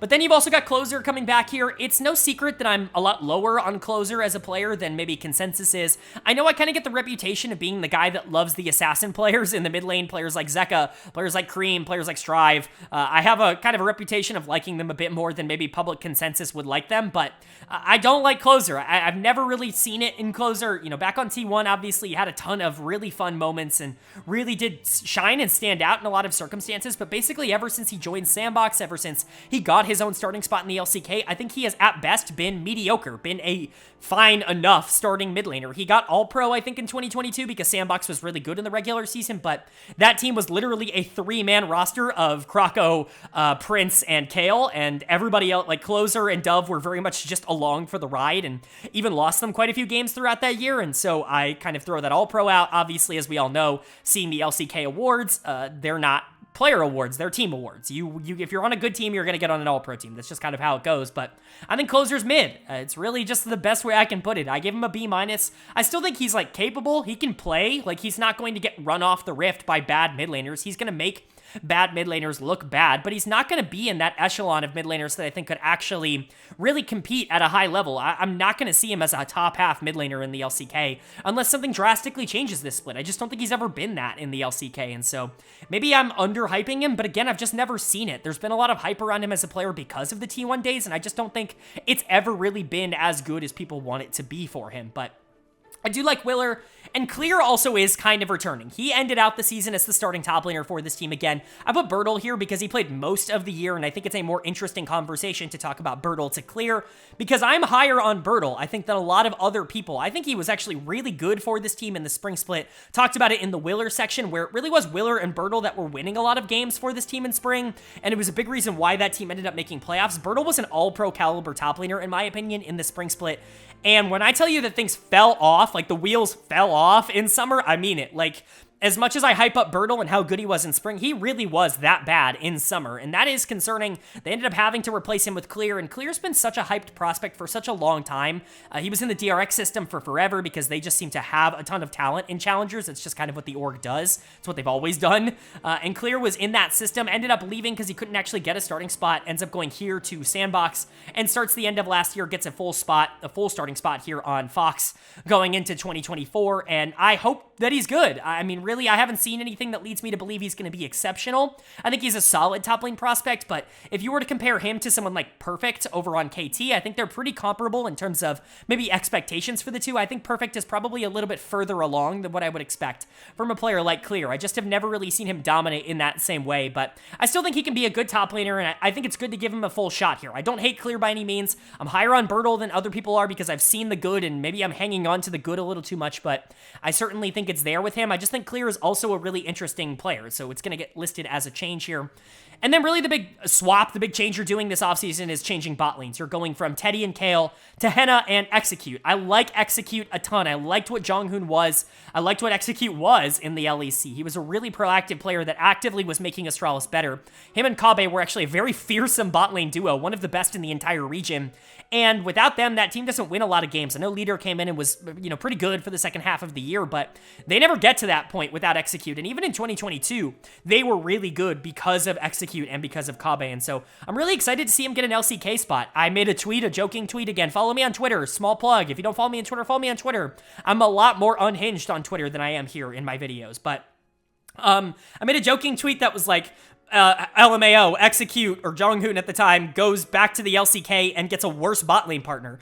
And that's kind of how I feel about this. As much as I like Execute, even going from someone like Kale, who I like a lot, and who I think obviously had a rough summer split, but somebody who I expect to bounce back pretty well, even going from him to Execute, I think is a change. I think both of them are very good, but man, I just don't get why Hanwha is starting in the LCK. Like, it's kind of been like this for a while. The guy's been starting since like 2019 as an AD carry in the LCK, and he's just never been anything other than like a below average AD carry. And I don't get it, man. Like, he's going to be the first C grade that you see in this video because he's a borderline starter. He's somebody who I don't think should be guaranteed a spot in the LCK, certainly by any means. I certainly don't think he's good enough to be able to, like, push a team forward. I just don't get it. Like, you had so many different options, and there were a lot of ADCs available. Hell, even keeping Teddy on this team, I think, would have been a better change. This is a downgrade to me, and I already think that Teddy is too, I don't know, lackadaisical in terms of his approach in order to be like a top tier bot laner. I just think Hanwha's worse. Like, mechanically speaking, he's worse in every aspect. I just don't get it. There are people that are high on Hanwha, and I've just never seen it. It's never been there for me on the team that he's played for, and he's been giving so many chances. He's played like 6 straight splits for them, and he's just been average, and well, I wouldn't even say that, below average in all of them. And so I think bringing him in here honestly lowers my expectation for this team quite a bit. I think Execute's a really fun bot laner, but Hanwha's not particularly good in my eyes. I don't love Closer. I don't rate him super high. I think Clear and Willer could be a really interesting duo, especially because Willer has shown a propensity to play towards topside. Even on Hanwha, he played a lot towards Morgan on that Worlds team for Hanwha Life. I don't know if I like the combination, I guess, of these players on this team. I don't think their styles are very synergistic at all, and I think this team is going to struggle because of it. I know they're looking for a top 6 performance, but I just don't see that happening. AD carry is too important. I think Hanwha is too big of a downside here, and as much as I think the rest of the roster is good enough, I think your weaknesses are mid and AD carry. It's just not really a recipe for success at the current moment, and I would expect Fox to maybe have not the kind of year that they're looking for after the rebrand. All right, now we're really getting into some of the teams that I don't think I'm particularly excited to talk about. Let's be honest, there are 2 teams in the LCK, like I said, that just aren't going to be very good next year. And on paper, they just I don't get what they are doing this offseason. This is the first of those 2. And honestly, to me, this one is more egregious. I think this is the worst offseason in the LCK, and it belongs to, okay, BRION. I don't get it, man. I don't understand what their plan was. I've criticized a lot of the off seasons in the LCK. I think the top teams did a really good job. Gen.G retooled and got a lot better. T1 stayed together. Hanwha Life looks great. KT and DK, they could be good. They're looking a little mid in my opinion, but they look all right. And even teams like DRX and Sandbox, and we'll get to one more, they're looking okay as well. But I just, like, I don't get this team. I don't get what the idea is behind this team, because it is almost solely, out with the exception of Morgan, it is almost solely constructed with players who have failed at other stops. Like that, and I get, maybe it's a reclamation team, maybe it's just low budget or whatever, but there is no upside here for me. I don't really see a reason to be excited about this team at all. I feel bad for Bro fans, because this year I think is going to be relatively tough. I think they went from a team that wasn't very talented last year, and I think they got less talented, and I think that that's really not a good sentence to hear. And so let's go ahead and talk about it. Their lineup last year was obviously Morgan, Karis, Henna, and Effort, and their lineup in 2024 is looking like Morgan in the top lane, Gideon in the jungle, Karis in the mid lane, Envy at AD carry, and Effort at support. There are a couple of members not changing here. One of them, I get, Morgan in the top lane, who actually did show quite a bit of development over the course of last year. He was surprisingly good in 2022, even in, I guess specifically in summer, where it really started to feel like he figured things out. He won the starting top lane job over Sword, and it was feeling good. It was like, okay, Morgan actually is starting to rebound after being the scapegoat of that Hanwha Life team just a year ago. And then he gets, retained here. He comes back in 2023, and he keeps that momentum train going. Is he some groundbreaking top? No, I don't think he is some groundbreaking top laner. I don't think he is in contention to be a top 3, top 4 top laner in the region, which there is another, I guess lower team top laner that I do think will get that later on in this video. But Morgan is solid. He's certainly someone that can start in the LCK. He is good enough to win games, especially when he gets champions that he feels comfortable on, like Renekton. He can play more than that, but he's definitely partial to a play style, and that's fine. I really don't have a huge problem with Morgan. In my opinion, he's easily the best player on this team. I don't even think that's really all that up for debate, and that's saying a lot, because Morgan, to me, is like a middle-of-the-pack player in the LCK. He's like an average mid-tier player. He's a B-. He's the example of a B-. He's an okay starter. He's someone you're not going to freak out about, you're not going to worry about, you're okay with him starting, but he can't be the best player on your team and have you win games. You can't win a lot of games only playing through Morgan. That's definitely concerning, and the rest of this roster, I just don't see it in. You're retaining Karis in the mid lane. Now, it's worth noting that he looked better once he was reinserted back into this lineup last year, but what you're going to notice as a trend is that more than half of this roster was benched in 2023, was taken out because they weren't good enough to be playing at the level that they were playing at, yet here they are. Karis is definitely the first one we're going to talk about in that regard. He was benched by BRION here, by Bro. Ivory came in and was worse. He was somehow even less playable, and so they had to put Karis back in. Luckily for Karis, he actually did play well towards the end of summer, and I think that convinced this organization that maybe they can give him another shot here, but he was this prospect that I kind of liked coming out of Challengers, out of Gen.G's system, was given an opportunity on a Hanwha Life team that was completely rebuilding after everybody left them, all their big stars were gone. They went back down into like full rebuild mode, as we talked about in 2022. And it just didn't work out. He wasn't very good on that team, but the team wasn't very good. It's hard to really get a good idea. Then he comes over here to Bro. He gets the starting spot on Bro in 2023, and I'm like, okay, that's fine. Karis was a good player in Challengers. He has enough upside to justify being a rebuild project in the mid lane for this team. But he was awful last year. He was miserable in spring, one of the worst mid laners in the region, if not the worst. I mean, Fiesta was pretty bad, but Karis was probably just as bad. And then he gets benched in summer because he's awful to start that split as well. Only gets put back in because his replacement is also awful, and then does decide to play well. I have no confidence that Karis can be anything other than, at best, like a serviceable starting mid laner, like a bottom 2 starting mid laner. At worst, he's going to be somebody that isn't going to be able to perform at this level, and you're bringing him back for a second straight year. I get it. The upside was there a couple of years ago, but I just haven't seen it recently, and I think some time down in Challengers would actually do him some good. Maybe I'm wrong. He's one of the other pieces that maybe has upside on this team. There were quite a few that don't, and so it's at least possible that Karis turns into a good mid laner, but I wouldn't have brought him back here. And then you're bringing back Effort. What is this? Like, what are we doing? Why is Effort still here? I don't mean to be that guy. Again, I really don't like to flame players because I'm pretty positive. I like to consider myself pretty positive on this channel. I don't like to spread all of these negative narratives, but dude, Effort has been a non-LCK player for 2 straight years.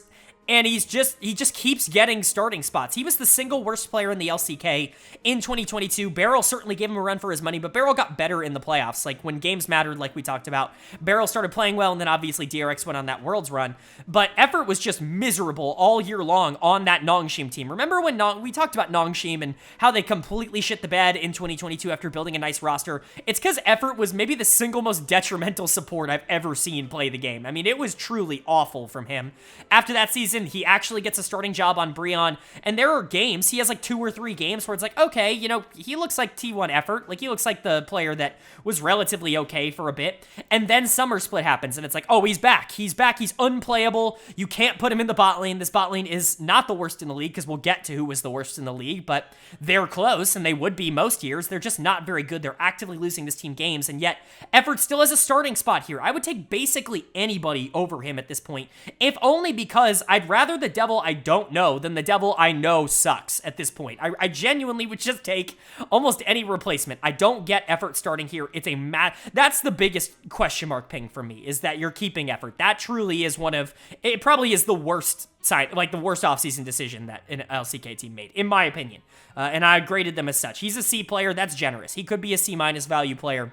He really is just not very good. He is one of the worst players in the LCK. And so, you know, we'll see. I don't know. Maybe he changes my mind. I really don't expect him to do that. You're making 2 changes, though. Jungle and AD Carry. AD Carry I'm more excited about just because I think at the very least, maybe you've got something here. You're going from Henna to Envy. I already talked about Henna. He's been average at best his entire LCK career. I don't really expect that to change on FearX, and it really wasn't all that good for BRION over the past 3 years, but Envy is going to be joining as the starter, and you know how bad your offseason has to be for me to be like, oh, Envy's better than the rest of them.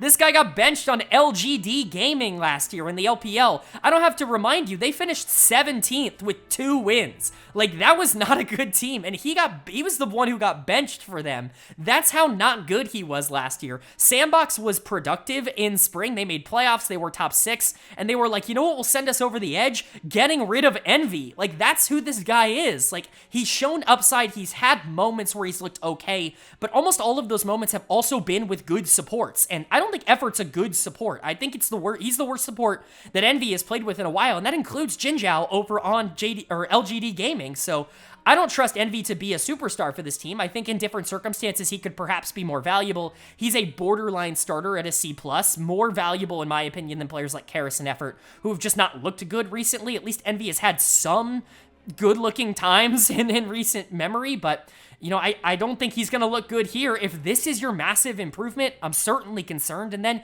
you're bringing Gideon into the jungle. He also got benched in the LPL. He was playing for Invictus Gaming, and they were doing really well in spring, basically at the expense of him. They were leaving him to die a lot of times, and then they go into summer and they're like, we're gonna shake things up. We're benching Gideon and we're bringing in Tianjin, who is our big, you know, jungle LDL prospect, and Tianjin was the worst jungler in the LPL, and Gideon still couldn't get in that lineup. And that's, like, again, I have to reiterate, it's not like Envy and Karis and Gideon are getting benched for people that go on to do really well. They're getting benched for, like, bottom of region players, and they're still on the bench. That's what concerns me with them being your offseason, like this being what you do in an offseason. This is a downgrade. I don't even like Umti that much. I give him a B- in the LCS. That translates to about a C+ here in the LCK. He's a coin flippy player. He's going to win you. There's going to be 5 or 6 games a year that he just straight up wins for your team because he plays really well, and in the rest, he's going to play pretty bad. That's kind of what he was for Bro over the past 2 years, and I still think it's a considerable downgrade to go from Umti to Gideon. That's just where I'm at with how he has played recently. I can't fathom what this offseason was for Bro. I think this, in my opinion, is the weakest offseason that any team had globally. I think you could stack them up against any other of the top 4 regions, any team in them, and I would take anybody else's offseason on a process basis over Bro's. I genuinely think this was an atrocious offseason for them, and this could very well be a pretty easy path to 10th place. Although there is one other team that I don't have a ton of confidence in. They might be a 9th place team. Bro has been known to overperform 10th place by getting 7th or 8th or something like that, and so that could potentially be in the cards. I just don't trust any of these players. I don't see the upside for them to ever be a top 6 team with this, you know, contingent of players. Maybe the salary cap, the new salary cap played into it, but truly, I do not know what they are doing. I genuinely think this offseason is an F-. I mean, I truly can't talk about it any other way. And now we're in the final 2 teams that we're going to talk about in today's video, and we're getting to number 9 here. And you might be wondering, earlier when I was talking about T1, I said they were one of 2 teams that retained their roster from 2023 going into 2024. Well, who could possibly be the other team? We're in the bottom 2 teams from summer. Well, Coming in ninth place last split and retaining their entire roster, it is Nongshim RedForce. They are, sticking with it. They are sticking with their rookies, and honestly, this one makes a bit more sense. I talked about there being a clear bottom 2 in the LCK for me going into next year.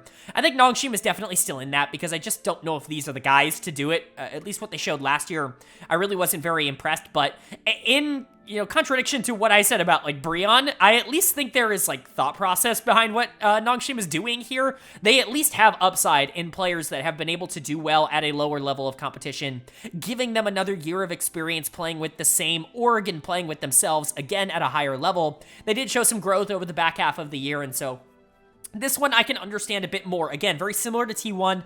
I can't go really super in depth because really I'm just grading a bunch of players that I talked about all last year in terms of how are they going to play together. But it is worth noting another player that they did retain and bring back, which is a massive retention in my opinion, is Call Me in the mid lane. He was their Challengers mid lane last year. He actually stepped up and played a little bit in the LCK, and he was really good in Challengers. He was one of the best, if not the best mid laner in Challengers last year, and so certainly something to keep in mind. His tape is ridiculous. He's clearly very mechanically talented. He could at some point start here in the mid lane over Fiesta. He already got some time last year, and I am a big fan of his. I think he's a very good player, but we'll talk about it as it is right now because these are the starting 5 going into 2024, at least to start the year. Last year, obviously, it was Din Din, Sylvie, Fiesta, Jiwoo, and Peter. This year, it is Din Din, Sylvie, Fiesta, Jiwoo, and Peter. I'm not going to do the whole spiel like I would for other teams because there is no changes. So let's just talk about these players. I think the big positive retentions for me is the bot lane here. I think they were clearly the best part of this team last year.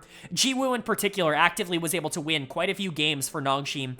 I do feel a bit bad for Vital, who was pretty okay for this team, but Jiwoo coming in, he was clearly the best player that they had on roster all year long, and he was actively carrying games down the stretch for them, so I think they're going to be pretty happy to bring him back, and honestly, his synergy with Peter was very, very good, and happy, and a good thing to see for me, because Peter is another player who I was really hyping up a lot on this channel going into last year. Obviously, he was a bit of a meme on my channel in 2022 for this Nongshim team, because he was actually playing really well for them, and they would continuously bench him for Effort, who was just like running this team into the ground, and I was freaking out a lot. I was having a lot of jokes. He, does get the full starting spot last year, and he's fine. He's really not a star support. I think he might be in a better environment. His mechanics are actually really good, and we got to see that quite a bit in 2022, but we got to see it a bit last year as well. I think especially once Jiwoo came in, this bot lane really started to win early a lot more consistently, and I think that was something that a lot of people really started to overlook about this team. And so if you are going to bring back 2 players, Jiwoo and Peter are definitely the right 2. I think both of them deserve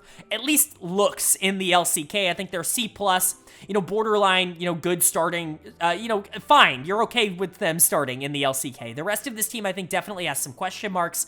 Sylvie and Fiesta, I was very much on the hype train for going into last year. Their Challengers run in 2022 was super impressive, and honestly, they were the players I was the most excited to see at the LCK level when this team basically promoted their entire Challengers team last year.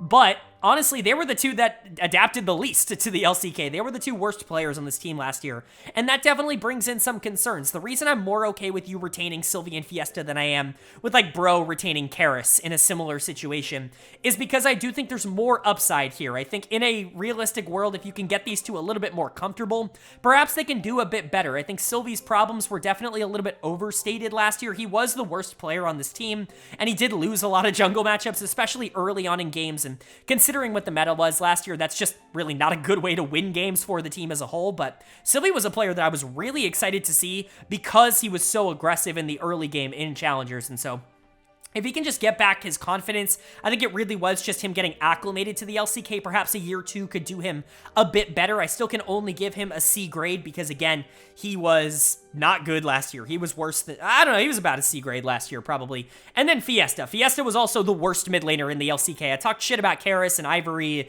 in the previous segment, but Fiesta was worse than both of them. He was actively losing this team games pretty consistently.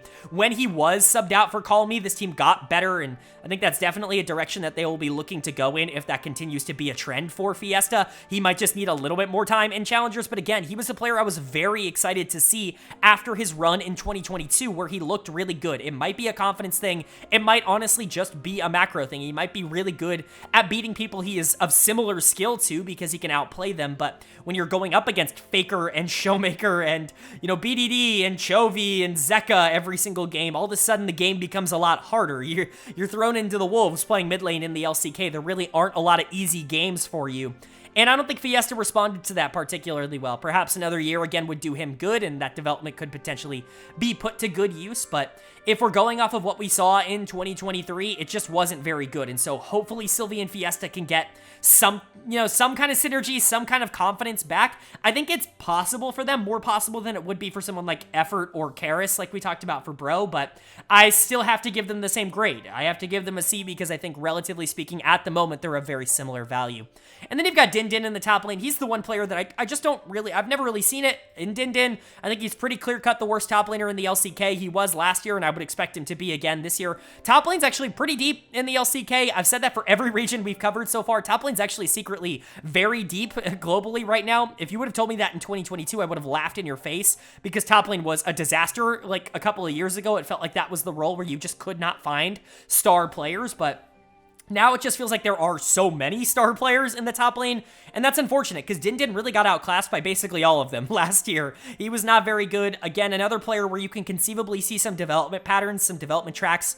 But I think unlike Sylvie and unlike Fiesta, who also didn't play well last year, I didn't see it in Din Din in Challengers. I was a little bit lower on him. There are some really good analysts that value him very highly, some people that I respect that seem to have pretty high opinions of him. I just haven't seen it myself, and so I am going to give him a bit of the benefit of the doubt, because again, I do think that there is potential for development there as a player.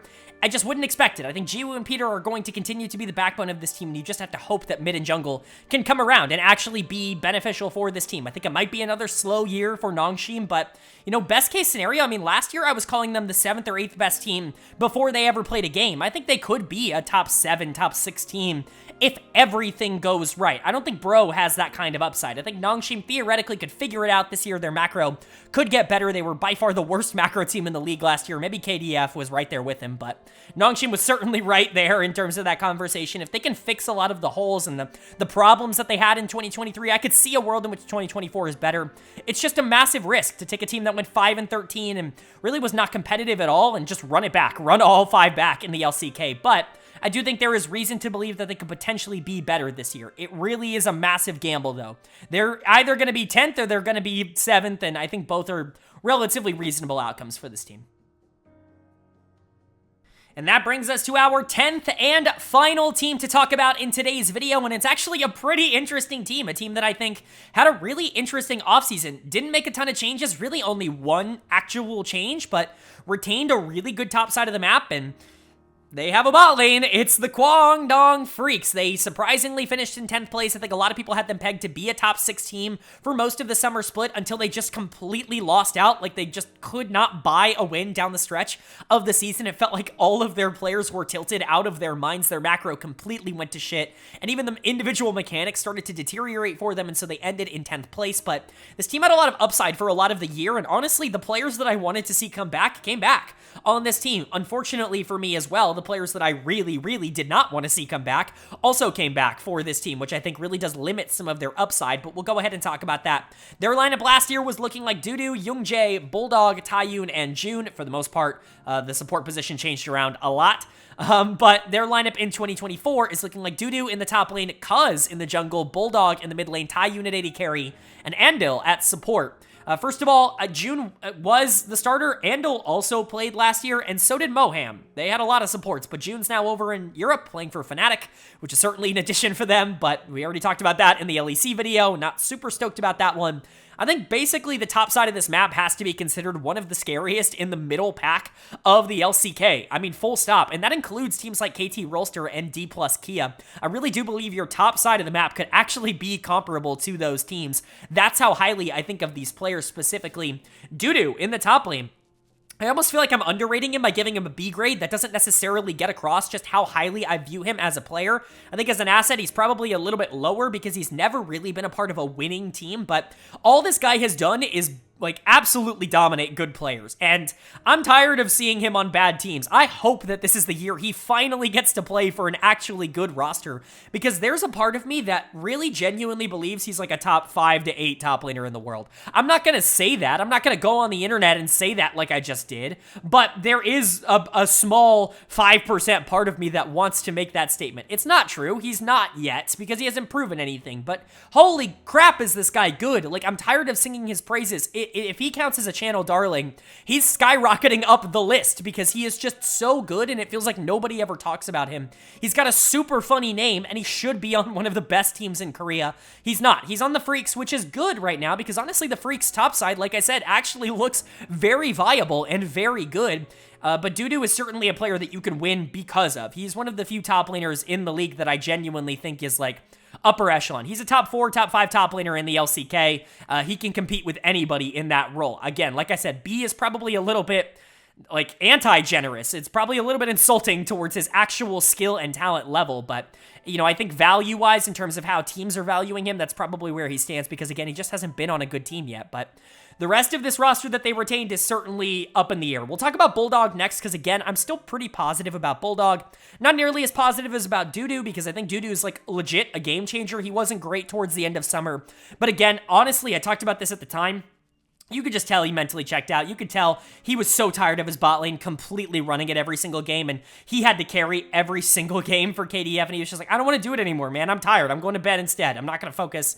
And you know what? Sure, man. Like, at that point, he had played like 50 games that year, and he had carried all of them, and he just got to the point where he was tired. I get it. Like, I don't want him to do it, but I get it, right? Bulldog, I think, definitely had more obvious struggles in the summer split. He really showed, he was starting to prove me wrong, I'll say, in the spring split, because I was low on him coming into the league. A lot of people were talking about him as another 17-year-old prodigy right next to Pays in terms of what I can expect from him coming into the LCK. I was like, ooh, I do not see that. I think he's cool. I think he's interesting, but he's got a lot of room to grow. But he was actually really good in spring. He hit the ground running, really adapted to the meta really well, and was honestly a very valuable mid laner. And I was like, oh, okay, this kid's actually really good. Like, it's time to rank him as like, I don't know, a top 6-ish mid laner in the LCK, which is certainly a good ranking. And then he was really bad in summer, and it wasn't just like growing pains. It was obvious mistakes. It was things he just shouldn't be doing, and he played really, really poor in the summer split. Worse than Dudu for sure, and that does raise some more question marks for me, which is why he's a B-. I think value-wise, he could go up. If he continues to grow, you know, he's still so young, and obviously he's got so much potential. If you have a solo lane core of Dudu and Bulldog, you're going to feel pretty good about that, honestly. I think these are the two players that you needed to retain if you were KDF. Unfortunately for me, we also have to talk about the first C- that I'm giving out in any of these regions so far, and that goes to the KDF bot lane from 2023. Both Taiyun and June are going to be listed as C- here. Taiyun will continue to be listed as a C- going into this. I mean, very close to being like a D+ kind of player, because he just shouldn't be starting in the LCK after what he did last year. KDF is genuinely like a really interesting team, and they were an interesting team last year with Dudu, Youngjae, Bulldog. Like, they were winning games on the top side. They were winning pretty consistently in the early game. Bot lane was losing so hard that they just became a 10th place team. Like, that's legit what happened. They were so bad that they dragged a pretty interesting and fun top side of the map into just being 10th place because they couldn't play the game. And they're just getting another shot here. I get it. You want to see what you can build off of them, but these aren't guys that have built time in your system. You brought them over from DRX, Taiyun and June, that is. And honestly, like, I get it. DRX has a pretty good track record of having really good challengers players, but these guys need more time in challengers. I already thought they were going to be a really weak bot lane because they just didn't really dominate challengers in the way that you see a lot of call-ups do at the LCK level. They were miserable. I mean, Taiyun was like the worst player in the LCK in 2023. Again, right there with Beryl. Sorry his name keeps coming up, but it's just kind of how it is. Taiyun was awful, and I can't imagine why you would retain him here. Again, I hate being super pessimistic. Hopefully he's better this year, but if we're going off of what we saw in 2023, like, this immediately tanks my expectation for the team, because as much as I love the top side of this map, which we will get into, like, this is the worst bot lane in the LCK going into 2024, at least on paper, and that's not good. Andel's gonna start full-time here. He was given a little bit of time in summer of last year because they just didn't want to decide to play any supports. They played June a lot. They really wanted to make that work because they brought in this bot lane as a duo, but June was miserable just as Taiyun was, and so they started to move around and try to make some other decisions. They went with Andal for a bit. They went with Moham for a bit. Moham actually played relatively okay, but they still wanted to, flip-flop him around. Andal ends up getting the starting spot here for KDF. I haven't seen anything from him to make me believe that he's going to be anything other than a bottom 1 support. I mean, other than effort, maybe a bottom 2 support in the LCK, but, maybe he has something. We had such a limited sample size, and he's only at the pro level played with what I consider to be the worst player in the LCK in his lane, and so... maybe there's upside there. I haven't seen it yet. I'm calling this a change because I can't call it an upgrade, even though June was bad, because I don't think Andal's going to be a ton better. But again, I love this top side, but what the hell's going on, bot lane, man? I don't understand the decision to bring these two back. I think this is a monumental mistake from this organization. But what's not a mistake is this massive upgrade that they just kind of lucked into in the jungle. I say lucked into. It feels like it's unearned if I say lucked into, but honestly, if I'm Cuz, this is a really cool opportunity. Cuz gets to join this team, and Cuz has been really good, like one of the top 3 junglers in the LCK for the past 2 years. You get to play with, I don't know, an all-pro caliber top laner and a, potentially budding superstar mid laner. That's a really interesting opportunity for a veteran jungler, and you can really make something out of that. When you look at these 3, when you look at Dudu, Cuz, and Bulldog, like that's a top 5-ish, like top side of the map in the LCK. That's a team that can legitimately compete, but... again, you're carrying the worst bot lane in the league on this same team, and so you're hoping that the addition of Cuz can add some stability in the early game, can add some pressure that this team just didn't really have a ton from Youngjae. Youngjae struggled a lot at being able to win early and being able to actually scare off a lot of the better junglers in the league from just making over-aggressive and, quite frankly, like, risky plays. Like, a lot of teams would just play really aggro into KDF because they knew they could get away with it, because Youngjae really just wasn't punishing anybody in that same kind of way. Cuz is not going to let you get away with that kind of stuff, as we saw last year on KT Rolster. So I don't know. I like this addition a lot. I think Cuz Bulldog could be genuinely one of the scarier jungle mid duos if Bulldog continues to develop and starts moving in the right direction again. Cuz and Dudu could actually be like a game-shattering top jungle duo. Like, they could be a world's top jungle duo if everything were to go right there, but it's just hard to have a ton of confidence with this team moving into 2024 because I'm projecting this bot lane to be the worst in the LCK, and so it's kind of the tale of 2 halves on this side. You can talk about the really good top side, the really bad bot side. Probably equals out to a rather mediocre team, a team that will hopefully try to compete for top 6, but it's really hard to predict that. I mean, we saw what happened to this team last year when they had to play Taiyun in June, and even Taiyun in Andal, and they couldn't do it. Now, they are better this year because of the addition of Cuz, but the question is going to be, are they better enough to be able to claw themselves out of the bottom of the standings? All right, but that is going to do it for my LCK 2024 roster review and grades video. I do hope you guys enjoyed. We went over all 10 rosters. The LPL one will hopefully be out before I end up going on break here, obviously for the holiday season. That will be out in the next couple of days, hopefully within the next week. It's going to be a lot, hopefully shorter in terms of the team analysis because there's 17 of them, but I do hope you guys enjoyed this video. Again, if you have any disagreements with me, I love having conversations with people down in the comment section below. I'm not going to respond to you if you're screaming at me, if you're saying how stupid I am for having this opinion, because that's not a discussion. You don't want me to have a conversation with you there. That's just you screaming at me. I'm not going to take that as anything other than that. But if you do want to have a conversation, let's have it. Let me know down in the comment section below what you agree with, what you disagree with, and whether or not you think, I'm underrating one of the teams. I would love to hear your thoughts and opinions. Of course, if you did enjoy the video, please leave a like. It really does mean a lot. Lets me know you guys are enjoying the content, and it does help get this video out to a lot more people. And obviously, there's going to be some dislikes on this video because, especially with the LCK, I have some takes that aren't exactly public consensus at this point, and so there's definitely going to be some dislikes whenever you go against the grain, whenever you say the thing that someone's favorite streamer isn't saying. That's always going to be something that makes some people a little bit upset. But if you did enjoy it, hit subscribe. We're going to be posting that LPL video, and then we're right around the start of the season. We're about a month away from basically every season kicking off, and so we're going to be doing some primer videos, some in-depth analysis, some power ranking stuff, and then obviously we'll cover every single game in 2024 on this channel. So if you're excited for that, hit the subscribe button, hit that bell, so you can be notified when those videos do go live. But of course, with all that being said, I hope you all are having a great day. Hope you continue to have a great day. And I will see you all later.